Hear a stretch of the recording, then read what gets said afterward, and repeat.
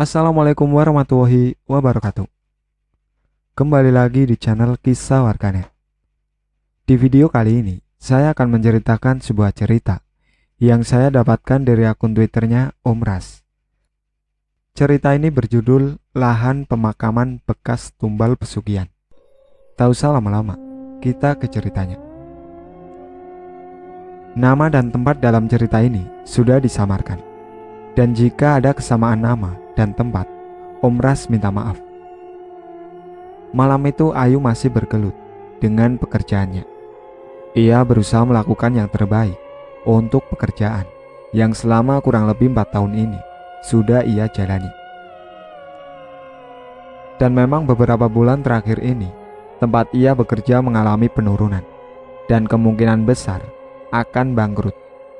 Maka dari itu, banyak sekali karyawan-karyawan yang diberhentikan dengan uang pesangon yang tidak seberapa. Ayu tidak ingin terjadi hal buruk itu pada dirinya, karena mengingat susahnya mencari pekerjaan zaman sekarang. Temannya yang lulus kuliah pun masih menganggur sampai sekarang. Lalu bagaimana nasibnya Ayu yang hanya lulus SMP? Suatu keberuntungan yang harus ia pertahankan, bisa masuk ke perusahaan tempatnya bekerja itu. Dan hal itulah yang sekarang Ayu lakukan. Mempertahankan pekerjaannya yang sudah diambang pintu. Sesekali Ayu menghela nafas panjang. Rasa kantuk yang menyerangnya coba ia hiraukan dan tetap fokus pada kerjaan. Dari kejauhan lamat-lamat terdengar suara langkah kaki menuju ke ruangannya. Ayu menunggu-nunggu siapa kira-kira yang datang di tengah malam seperti itu. Seorang wanita cantik berusia 40 tahunan terlihat berdiri di depan pintu, tersenyum ke arah Ayu yang pada saat itu juga tengah melihat ke arah si wanita cantik. "Belum pulang yuk?" tanya si wanita cantik sembari berjalan mendekat ke arah Ayu. Langkah kakinya di atas lantai menciptakan suara yang cukup bagus di telinga Ayu. "Belum bu, masih ada pekerjaan yang harus saya kerjakan," jawab Ayu. "Saya beruntung memiliki karyawan sepertimu Ayu," ucap si wanita cantik sambil menghela nafas berat. "Tapi sayang, tempat sebentar lagi akan berpindah tangan dan fungsi yuk. Malam ini adalah malam terakhir kamu dan saya ada di sini," lanjut si wanita cantik. Raut wajahnya nampak sangat sedih dan murung. Ayu dapat merasakan perasaan si wanita cantik itu. Bagaimana tidak sedih? Usaha yang ia rintis dari awal malah hancur dikarenakan 1/2 orang yang iri padanya, lalu menghalalkan segala cara untuk meruntuhkan usaha si wanita cantik. "Iya bu, saya mengerti. Semoga ibu bisa melewati semua ini dengan sabar. Saya yakin suatu saat ibu pasti bisa membangun semuanya kembali," ucap Ayu. Tak terasa air matanya juga ikut menetes. "Terima kasih yuk. Saya doakan kamu cepat dapat pekerjaan lagi yuk," isak si wanita cantik seraya memeluk erat tubuh Ayu. Lalu setelah puas menangis, si wanita cantik itu mengeluarkan sebuah amplop putih dan menyerahkannya pada Ayu. Ayu menolak, namun si wanita terus saja memaksa. "Hanya ini yang bisa saya berikan untuk karyawan terbaik sepertimu. Jumlahnya tidak seberapa banyak dibandingkan pengabdianmu selama ini di sini. Terima kasih banyak Ayu," ujar si wanita cantik. Ayu menyeka air matanya dan menerima amplop itu. Sebelum pergi, Ayu kembali memeluk bosnya. Bos yang sangat baik dan ramah kepada karyawannya. Ayu berjalan keluar. Di tangannya ada beberapa barang dan sebuah tas terselempang di bahunya. Saat ia menuruni anak tangga, tiba-tiba terasa hembusan angin menyapu tengkuknya. Ayu seketika menghentikan langkahnya dan perasaan aneh mulai terasa. Saat ia sampai di bawah dan ingin membuka pintu keluar, entah dari mana sesuatu terjatuh di depannya dari atas. Mata Ayu melotot, dadanya terasa nyeri dan sesak. Nafasnya berat saat melihat sesuatu yang jatuh dari atas itu. Sebuah tubuh terjatuh telungkup dengan kaki yang patah dan kepala dipenuhi darah. Itu adalah si wanita cantik yang merupakan bosnya Ayu. Seketika setelah sadar dengan apa yang dilihatnya, Ayu berteriak histeris. Hingga satpam yang berada di pos jaga depan berdatangan. Mereka begitu tak menyangka akan apa yang mereka lihat. Seorang bos yang begitu baik dan peduli pada karyawannya malah berbuat nekat dan melakukan bunuh diri. Seorang satpam itu dengan cepat memeriksa denyut nadi si wanita cantik, dan untuk beberapa saat kemudian, "Cepat panggil ambulan," teriaknya. Dengan tangan yang gemetar, Ayu mencoba mengambil handphonenya. Namun mungkin karena terlalu gugup, Ayu malah tidak bisa menemukan HP-nya. Untungnya satpam yang lain langsung bertindak cepat untuk menghubungi ambulan. Sekitar beberapa saat kemudian, sirine ambulan terdengar mendekat, memecah keheningan malam itu. Petugas mobil ambulan tersebut langsung bergerak cepat memindahkan tubuh si wanita cantik ke dalam ambulan. Ayu juga berada di sana. Ia tak henti-hentinya menangis dan berdoa. Sesampainya di rumah sakit dan baru saja akan keluar dari ambulan, Ayu tiba-tiba terjatuh, tak sadarkan diri. Saat ia siuman, ternyata dirinya sudah berada di ruangan rumah sakit. Saat ia keluar dari ruang tersebut, ternyata di luar sudah ada banyak keluarga dari si wanita cantik yang sedang menunggu, dan beberapa terlihat menangis. Tidak berapa lama kemudian, dokter mengabarkan bahwa si wanita cantik sudah meninggal beberapa saat yang lalu. Karena luka di bagian kepalanya begitu parah, hingga mengakibatkan tulang tengkoraknya rusak. Ayu tertunduk lemas, terlebih pihak keluarga yang mendengar kabar tersebut. Tak ada yang pernah tahu tentang kematian. Ia bisa datang kapanpun dan dimanapun tanpa permisi, mengambil jiwa-jiwa yang sudah mencapai puncak batas kehidupan. Itulah yang disebut takdir kematian.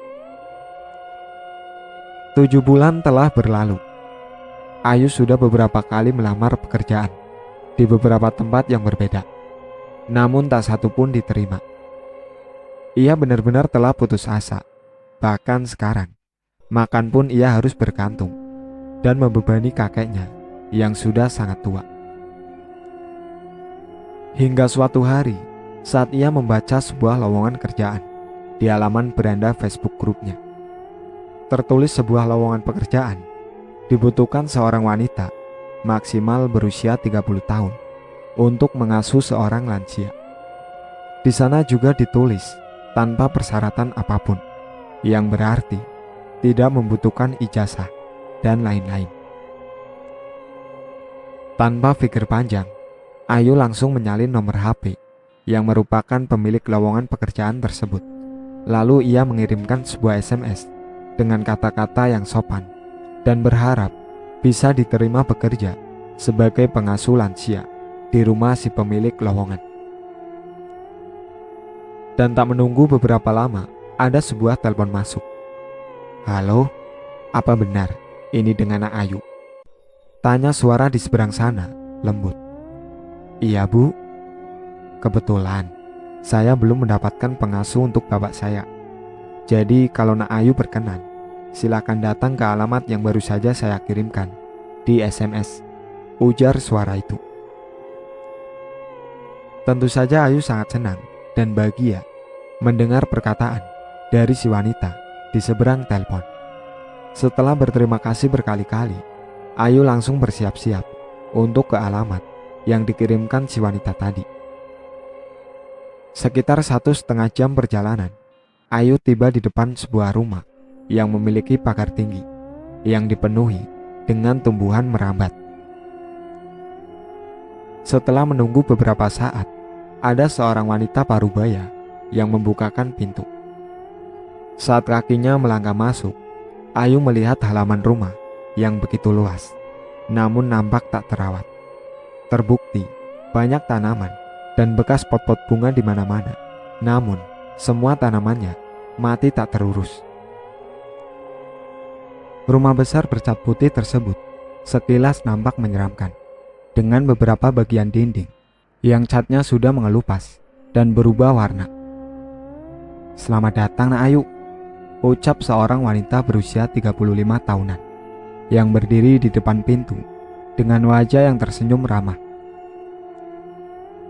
Setelah mengobrol sebentar, Ayu langsung dipersilahkan masuk dan melihat keadaan si kakek yang akan diasuhnya. Di dalam sebuah kamar, nampak seorang laki-laki tua renta, bertubuh kurus, yang hanya tinggal tulang, dibalut dengan kulit, sedang duduk di atas kursi roda, menghadap keluar jendela. Bu Risma selaku anak dari lelaki tua tersebut, memperkenalkan Ayu pada si anaknya. Namun si lelaki tua nampak tak mau disentuh oleh Bu Risma. "Keadaannya memang begini. Terkadang beliau juga suka lupa sama anggota keluarganya," ujar Bu Risma. Ayu menghela nafas. Ia tersenyum, lalu mendekati si kakek. Ayu mengelus-elus tangan si kakek. Anehnya, dengan tatapan tajam, si kakek mencengkram tangan Ayu sambil berulang kali berkata, "Ulang, ulang." Tentu saja aku merasa kesakitan dan mencoba menenangkan si kakek. Sementara Bu Risma mencoba untuk melepaskan cengkraman tangan ayahnya daripada tangan Ayu. Setelah beberapa saat, akhirnya si kakek mau melepaskan tangan Ayu. "Dia itu bermaksud baik, mau mengurus Pian. Kami kan tidak selalu ada di rumah. Ada saatnya kami sibuk bekerja di luar," ujar Bu Risma setengah membentak. Si kakek nampak diam, nafasnya berat terdengar. Walaupun sebenarnya Ayu takut pada si kakek, tapi walau bagaimanapun, dia sangat butuh pekerjaan ini. Setelah beberapa saat, ia dan Bu Risma keluar. "Bagaimana yuk? Apa kamu masih akan tetap mau merawat bapak saya? Dia itu memang agak kasar. Maklumlah, sudah tua," kata Bu Risma seraya memegang pundak Ayu. Ayu tersenyum. "Saya mau, Bu. Saya akan berusaha sebaik mungkin merawat beliau," jawab Ayu polos. Bu Risma nampak tersenyum, lalu mengeluarkan beberapa lembar uang 100.000 dari dompetnya. "Kalau begitu, kembalilah kemari besok. Ini uang untuk membeli perlengkapanmu. Soalnya kalau sudah berada di sini, kamu tidak boleh keluar lagi sebelum sampai waktu cutimu," ujar Bu Risma sambil tersenyum. Ayu menerima uang itu dengan tangan gemetar. Sudah lama ia tak pernah memegang uang lagi. Di jalan pulang, tak henti-hentinya Ayu memuji kebaikan bos barunya itu, yang begitu sangat percaya padanya, menyerahkan uang sebegitu banyak. Padahal Ayu bisa saja tak kembali ke sana lagi. Jika dipikir-pikir, tapi Ayu tak curiga sedikit pun. Singkat cerita, hari itu Ayu kembali ke rumah Bu Risma dengan membawa satu tas besar berisi pakaian-pakaiannya. Saat sampai di sana, kembali si ibu-ibu yang membukakan pagar masih dengan wajah yang dingin. Sesampainya di dalam rumah, Ayu langsung disambut oleh Bu Risma. Dengan ramah dan hangat, Bu Risma menunjukkan kamar tempat Ayu akan beristirahat selama ia bekerja di sana. Hari itu juga, Ayu langsung bekerja mengurus si kakek, mulai dari memandikan, memakaikan baju dan celana, atau bahkan membersihkan kotoran si kakek. Tak terasa seminggu telah berlalu, Ayu mulai bisa akrab dengan si kakek. Meski kadang-kadang beliau masih suka kasar terhadap Ayu. Ayu juga sudah berkenalan dengan suami Bu Risma dan anak-anak Bu Risma. Mereka semua sangat baik pada Ayu. "Yuk, titip bapak dan anak-anak ya. Saya mau keluar kota dulu selama beberapa hari," ujar Bu Risma malam itu. Wajah Bu Risma nampak terlihat agak kusut malam itu. Mungkin ada masalah dengan usahanya, pikir Ayu seraya mengangguk. Bu Risma berangkat dengan ditemani ibu-ibu yang bekerja di sana juga. Setelah mobil tersebut keluar, pintu gerbang segera ditutup, dan tidak lama setelahnya nampak seorang anak laki-laki berjalan ke arah pintu. Itu adalah Evan, anak sulung di keluarga Bu Risma. Ia nampak tersenyum menatap Ayu, lalu berjalan kembali ke kamarnya. Tepat tengah malam, pintu kamar Ayu diketuk pelan oleh seseorang.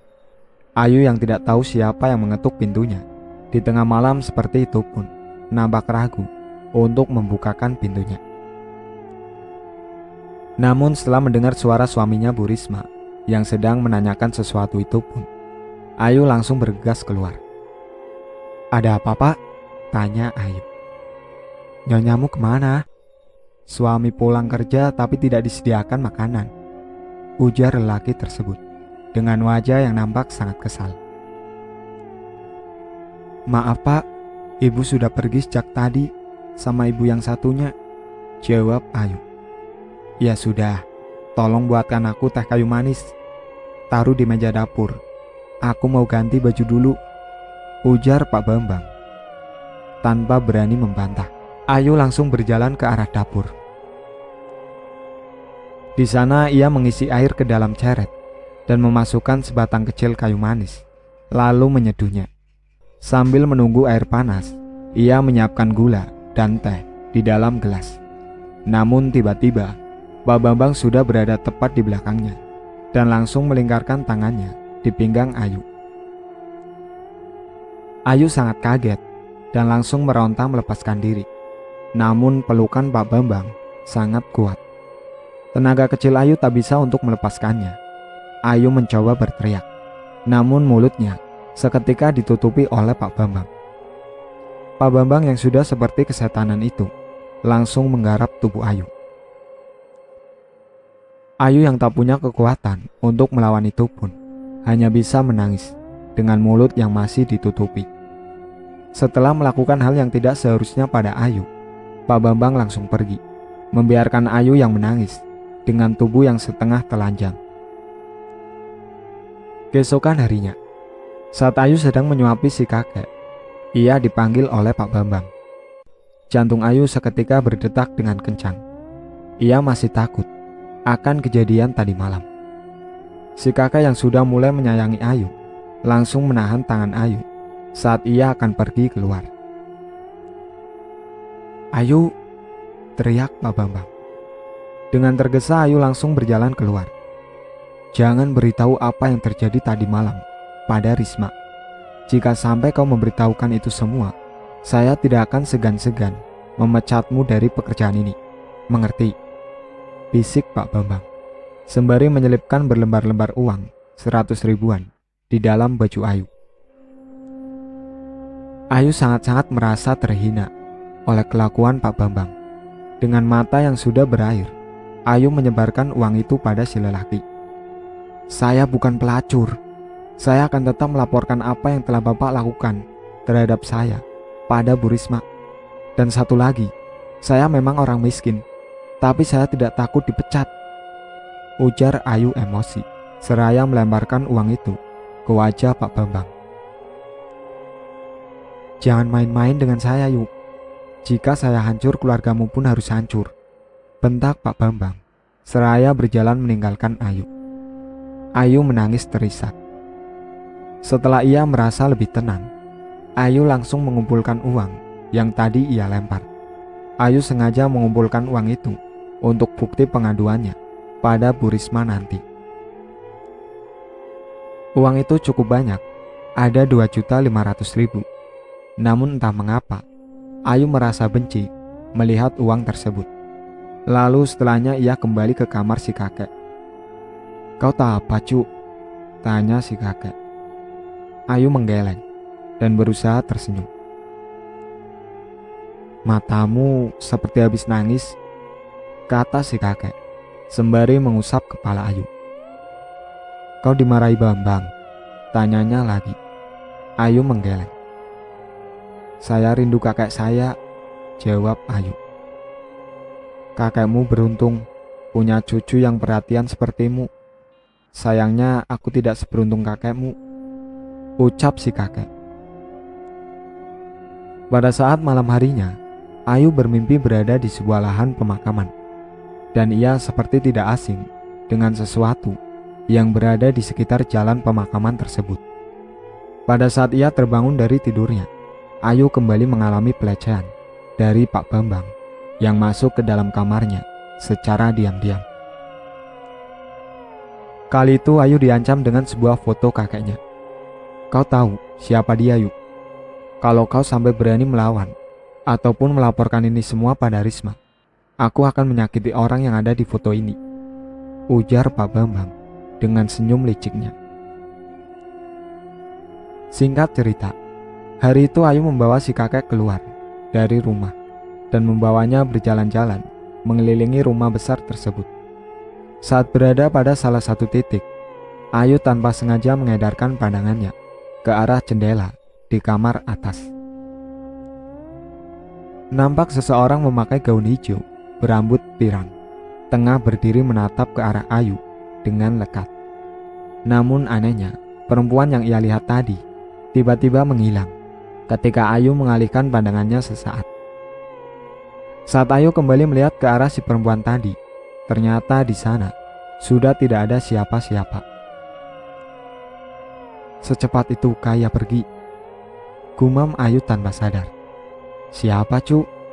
Tanya si kakek. Ayu gelagapan sendiri mendengar pertanyaan dari si kakek.